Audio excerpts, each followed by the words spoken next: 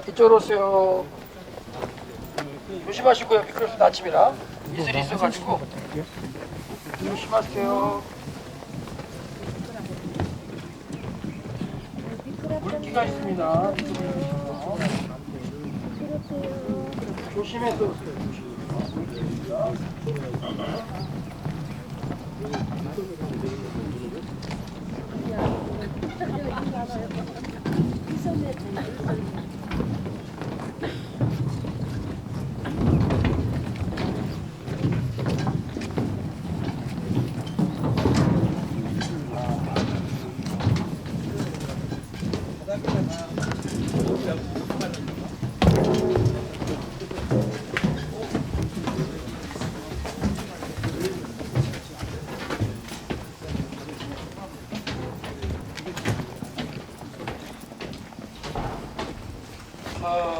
저까지 오세요. 여기까지. 여기 잠깐 앉으셔도 됩니다. 보셔도 되고 서도 계셔도 되고. 여기서는 좀 주제를 바꿔서 한번 룻기 이야기를 잠깐 해드리고 가려고요. 룻기 이야기를 잠깐 해드릴 테니까 내려오세요. 여기도 룻기의 배경입니다. 베들레헴이니까. 자, 보아스의 밭이 어딜까요? 저쪽이요. 그렇죠. 뭐 알 수가 없죠. 알 수가 없고 저쪽입니다. 이쪽 같은데요? 정답. 거기가 보아스의 밭이에요. 자, 보셨죠? 그럼 한번 설명을 드릴게요. 뭐냐면 이 땅에 살던 엘리멜렉이 이 땅에 흉년이 드는 거예요. 흉년이 들어가지고 먹고 살 게 없는 거예요. 지난번에 한번 설명드렸듯이. 그래가지고는 여기서는 안 보이지만 그게 우리가 이제 저쪽 가 보이는데 우리가 저쪽 가 보이는데 이따가 헤로드 형 가면 이제 그때 정확하게 보여드릴게요. 보면은 저 모압 땅이 보여요. 보이는 데가 있어요. 그러면 그 얘기한 거잖아요. 지난번에.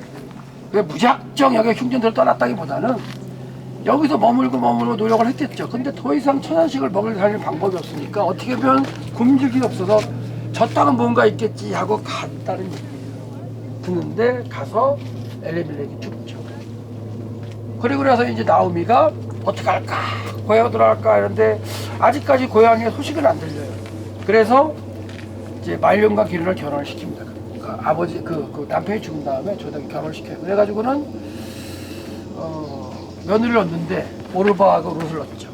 근데 흉년의 땅에서 뭔가 있을까 해서 저 땅으로 갔는데 계속해서 흉년인 게 있어요.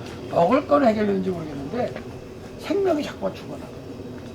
그렇죠. 그리고 이제 결혼시켜서 10년을 지났는데도 애가 없어요. 애도 흉년인 거예요. 자손이 흉년이에요. 결국 그러다가 10년 후에 죽어요. 그 10년 동안 애를 못 낳는다는 게 참 흉년이잖아요. 그러니까 그때 이제 여자들만 나오면 보쌈에 가도 상관이 없는 주인 없는 백성이에요. 뭐 손자 아무도 없으니까. 그래서 나오미가 이제 거기 살다가 결정을 하죠. 10년 후에 베들레헴에 하나님께서 양식을 주셨다는 소리를 들어요. 듣고서는 이거 안 되겠다. 가야 되겠다. 내가 참 사람들 보기에 10년 전에 떠날 때는 그래도 여기서 살면서 나갈 때는 잘 살다 돌아올게 뭐 이러면서 왔는데 그냥 뭔가 돌아갈 때는 금이환영해야 되는데 그렇게 못하고 그냥 그런 모습이지만 돌아가야 되는 거라서 돌아가면서 이제 가죠. 가는데 두 젊은 며느리를 딱 본 거예요. 근데 얘를 보니까 너무나 안타까워가지고 참 앞길이 창창한데 그래서 두 며느리에게는요. 너희 신에게로, 너희 백성에게, 너희 부모에게 돌아가라.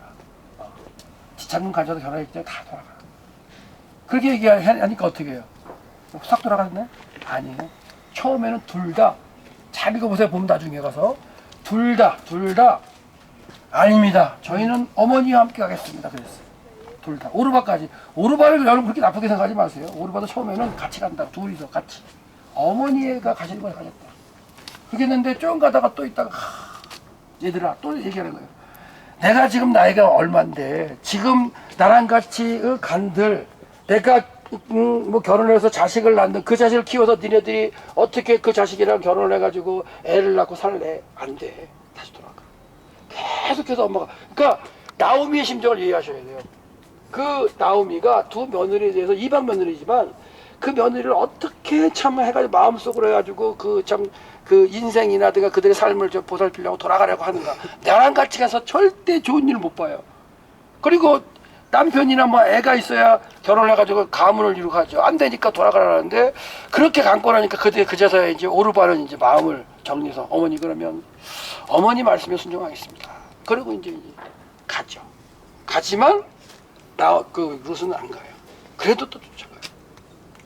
그러니까 이제 또 좀 한참 가다가 또 이제 한 국경 그 경계에서 어느 가는지 모르지만 여러분 아르논 골짜기가 있잖아요. 아르논 골짜기가 모압 땅과 경계잖아요. 아마 그쪽 경계에 와가지고 또 이제 가면서 야 돌아가. 그랬더니 이제 그때 이제 루시아는 얘기가 제가 뭐 본을 다 못 읽어드리죠. 그때 그 본문에 보면 슈브 돌아가는 단어가 왔다 갔다 해요. 무슨 말이냐? 슈브라는 단어가 돌아가다는 얘기 있거든요. 회개한다는 것도 슈브를 쓰는데 그 슈브라는 돌아가는 단어가 여러 번 나와요.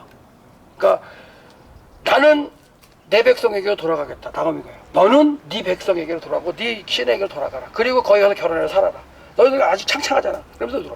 그러니까 그 며느리가 뭐냐면 우리로 돌아가지 말게 하소서. 어디로 돌아가지 않는 거예요. 자기 고향으로 돌아가지 말게 하고 슈브라는 데를 왔다 갔다 거기서 계속 나와요. 되게 많이. 그러니까 얼로 방향을 잡아 돌아가느냐 이걸 갖다가 이제 그 부분을 얘기하고 있는데 이쪽으로 들어가든 저쪽으로 들어가든 다 슈브야 슈브. 근데 또 결국 얘기했는데도 룻은 끝까지 그러면서 뭐라 하냐면 어머니 내가 죽기 전에 어머니랑 분리되는 건 절대 있을 수 없습니다. 저 내려오셨어요 목사님. 분리되는 건 있을 수 없기 때문에 절대로 어머니 그렇게 이야기하지 마십시오. 다시 그렇게 얘기하지 마십시오. 그러면서 내가 죽음으로부터 어머니랑 분리되기 전에는 그 떠나다는 우리말 성경에 떠나다라고 썼는데 떠나다는 표현이 아니라 분리된다는 단어예요. 분리되면은 제가 하나님께 벌을 받게 될 줄로 믿습니다. 그러면 고백합니다. 가요. 그러면서 어머니가 믿는 하나님이 내 하나님이 되고 어머니의 백성이 내 백성이 되겠습니다 하고 그렇게 결의에 찬 그냥 그리고 어머니를 끝까지 붙잡겠다고 그냥 따박이라는 게 뭐냐 딱 붙어 달라붙는 거예요. 그래서 우리말 성경에는 어머니를 떠나면이라고 이렇게 그 번역이 되어 있지만 원문으로 보면 분리된다는 단어인데 분리된다는 건 뭐예요? 어머니가 가서도 분리될 수 있잖아. 그러니까 나는 내가 내 기준이 아니라 어머니가 도망간다는 끝까지 쫓아가는 그런 개념이에요 사실은. 그렇게 얘기하면서 이제 어머니가 룻을 데리고 들어오죠. 그런 룻을 통해서 하나님이 뭐 하시는 거예요? 하나님의 구속 역사를 이해하시는 거예요. 어느 밭인지 몰라. 저짝이에요 저짝. 저짝이 보아스의 밭이 있는데 그 보아스의 밭에 가서 이삭을 줍죠. 그래서 추수를 하면은 이렇게 합니다.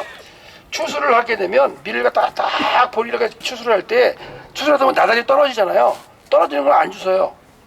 그 폐화법이라고 이런 모퉁이들은 추수를 안 해요. 그런 것들은 가난한 자, 과부, 고아를 위해서 하나님이 남겨두라고 해서 모퉁이법이에요. 그게 모퉁이법. 밭에 모퉁이 이런 데는 가기 당장에 절대로 추수를 안 해요. 그게 추수 방법이에요. 그러면서 이제 있을 때 하여튼 다 우여곡절이 있고 그런 가운데 이제 보아스가 또 이제 알잖아요. 엄마 나오미가 가서 오늘 밤에 이렇게 하면은 타작마당이 있는데 타작마당에 가가지고 뭐 해라? 보아스가 딱 누는 걸 보면 몰래 가가지고 옆에 누워라. 다 이제 어머니가 작전 짜서 그대로 수정하죠. 그래가지고는 여러분이 다 아시는 대로 그 내용 가운데 보아스가 지난번에도 얘기했지만 자기가 우선순위가 아니기 때문에 아무개를 통해서 할 거냐 기업을 물을 거냐 안 한다 그래서 자기가 이제 기업을 물게 되고 그 기업을 세워주는 역할을 보아스가 하는 거죠. 보아스도 무슨 밭이 있었을 거야 아마. 그렇죠? 그 밭에서 뭐라고 얘기해요? 자 나오미의 그 며느리가 라합이 와가지고 하면 내 딸이라는 표현 쓰거든요. 내 딸이 오면은 추수하는 애들인데 다 흘려주라 돼. 그 앞에 막 이만큼 흘려주라고. 그러니까 그런 본문 가운데 결국은 이 땅에 들어와가지고 이방 여인인데 하나님의 구속 역사를 연결하는 여자의 후손을 이어가는 여인 중에 한 명이 되죠. 마태복음에 여인이 몇 명 등장해요? 5명이 등장해요. 그 중에 몇 명이 이방인이에요? 4명이 이방인이에요. 맨 처음에 다만, 그 다음에 라합도 이방인이고 또 룻도 이방인이고 또 한 명이 누굴까요? 이름은 안 등장하지만 우리아의 아내. 그 여인들이 다 이방 여인이었는데 그 이방 여인들이 하나님의 구속의 역사 가운데 여자의 후손이 오시는 길을 그때 연결한 여인이 되고 예수님의 족발에 등장하는 여인이 되고 그 중에 한 명이 이제 룻이 되는 거죠. 그러니까 하나님은 그 이방을 통해서 그 하나님 구속을 이뤄가시는 게 진짜 맞는 것 같아요. 연구해보면 해볼 거예요. 우리도 이방 아닌가요? 아까 얘기한 이방입니다. 하나님은 이방을 통해, 그러니까 먼저 맡긴 자가 있는데 그 맡긴 자가 그걸 감당하지 못할 때 다른 방법으로 해결하시는데 그게 이제 원래 사람들로보다 이방인 거예요. 그 우리가 만약에 기독교 역사를 믿어가지고 한국이 주도권을 가졌었는데 뺏길 수도 있는 거죠. 그거야 하나님 구성적 가운데 거기서 이루지 못하면 뺏기는 게 되는 게 되니까. 그래서 여기 와가지고 어디가 보아스의 맛인지 모르고 어디가 루시 와서 이렇게 나다를 주었는지 모르겠지만 하여튼간 보아스의 들판 여기라고 칩시다. 그렇죠? 가까이 있으니까 저 짝일 수도 있고. 그래서 그런 것도 한번 묵상해 보시면. 근데 이제 지난번에 얘기했지만 룻기 저자가 이제 주장하는 건 뭐냐면 그런 어떤 그 엘리멜렉으로 시작해서 룻으로 끝나는 그 이야기를 쓰면서 가장 중요한 게 혈통을 이어줬다는 거예요. 혈통. 그래서 유다의 아들 베레스부터 다윗까지 10대를 마지막에 4장에 기록하고 끝나요. 그러니까 룻기 저자는 그게 중요했던 거예요. 그 당시 예수님을 알 수 없었지만 여자의 후손이 어떻게 흘러갔을까, 자기 당대까지 어떻게 흘러갔는가를 갖다가 이제 기록하고 있는 거죠. 저는 사무엘이라고 생각하는데 사무엘 선지자가 다윗에게 하나님이 뜻을 주셨으면 알잖아요. 어린 다윗에게 기름 붓고, 그렇죠? 그런 걸 때 하나님의 뜻이 다윗에게 흘러갔어? 그렇다면 여자의 후손이 계통이 다윗으로 흘러가는 거냐? 이렇게 생각하실 가능성이 커요. 무슨 말이냐면 보아스에게 태어난 오벳이라는 이름을 지어준 사람이 누구예요? 동네 아낙네들의 이름 지어준 거예요. 나오미에게서 태어났다고 해가지고 이름을 지었어요. 그래서 그 당시의 사람들은 다 엘리멜렉 계통으로 그 오벳을 생각할 수도 있어요. 왜?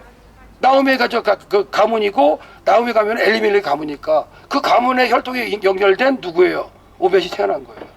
그 당시엔 그렇게 생각할 수 있어.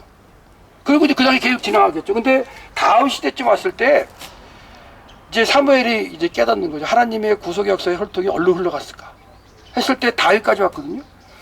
다윗까지 왔는데 다윗은 올라가버리고 오벳까지 갔는데 오벳 위로 가가지고 엘리멜렉으로 가요. 엘리멜렉을 가다가 더 이상 올라갈 데가 있어요, 없어요? 없죠. 성경이 얘기를 안 해요. 없단 말이에요. 그런 거서 깨닫는 게 아마도 그러면 엘리멜렉 쪽으로 가는 게 아닐 수 있겠구나 라고 생각하면서 오벳을 어디로 들어요? 이쪽으로 들은 거죠. 그리고 올라가서 결국 누구까지요? 베레스까지 가고, 베레스 위에는 20대가 가면 노아 걸쳐서 아담까지 가잖아요. 그래서 처음으로 그 베레스부터 다윗까지의 10대를 처음으로 그 혈통을 기록해 놓은 사람이 룻기 저자라고. 하나님의 뜻을 정확히 깨닫고 하지 않았으면 그렇게 기록을 못하죠. 근데 만약에 그가 기록하지 않았으면 엘리멜렉으로 가서 딱 막혀서 올라갈 데가 없어요. 성경에 아무것도 없어요. 그러니까 어떻게 보면 룻기 저자는 그게 중요했던 거예요. 하나님의 구속 역사의 여자의 후손 혈통이 어떻게 이어갔는지를, 다윗까지 어떻게 흘러갔는지, 그리고 이제 다윗으로부터는 어떻게 돼요? 왕조가 있으니까 혈통이 쭉 이어지죠. 그리고 여호야킨 다음에 유시아의 그 여러 아들이죠. 네 아들이 있었는데 한 명은 먼저 죽고 세 명이 다 왕이 되는데 그 중에 이제 혈통은 여호야킨을 통해서, 여호야킨 바벨론 잡혀가거든요. 근데 잡혀간 그 혈통을 통해서 이어졌다고 또 마태가 기록하고 있는 거예요. 그래서 예수님이 태어나실 때까지 혈통을 쫙 기록하는 거, 그리고 예수님의 여자의 후손이 어떻게 혈통적으로 연결돼서 예수님을 연결되느냐, 그 포인트가 구약 성경일 수도 있어요. 저는 그렇게 생각해요.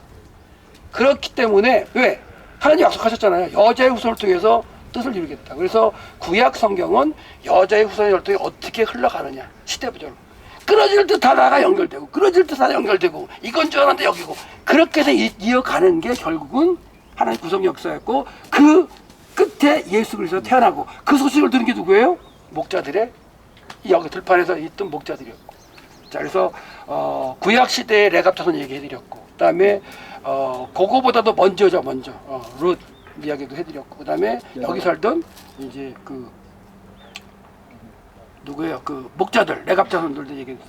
자, 세 개가 다른 시대의 이야기들이지만 이렇게 들어보니까 연결되는 것 같지 안 되는 것 같아요. 그래서 성경은 그렇게 연결하는 게 맞는 것 같아요. 총신에서는 그냥 공시적으로 그냥 딱 그 시대 본문만 연구하게 하고 본문 밖에 넘어가지 말라 그러는데, 다 다 연구하거나 할 게 없으면 다 들여다보면 이게 연결되는 걸 어떻게 해요? 읽다 보고 연구하다 보면 연결되는 걸 어떻게 해요? 이게 안 쫓아가도 좋겠지만은 제가 여기서 일어난 사건들을 이렇게 종합해 드렸는데 왜 그런 사건들이 이 장소에 일어났겠냐 이거예요. 그걸 장소와 시간을 떠나 쫙 연결해 보면 참 의미가 있는 건데. 그래서 하나님은 이방인이 우리를 사용하셔가지고 지금 일하고 계신다는 거 깨달으시고 진정 이면적 유대인이라고 말했던 바울 사도 우리 선배의 말씀을 아주 그냥 덧입어가지고 더 열심을 내는 저와 여러분들 소망합니다. 네, 그래서 이제 사진 찍고 올라가겠습니다. 여기도 안 내려.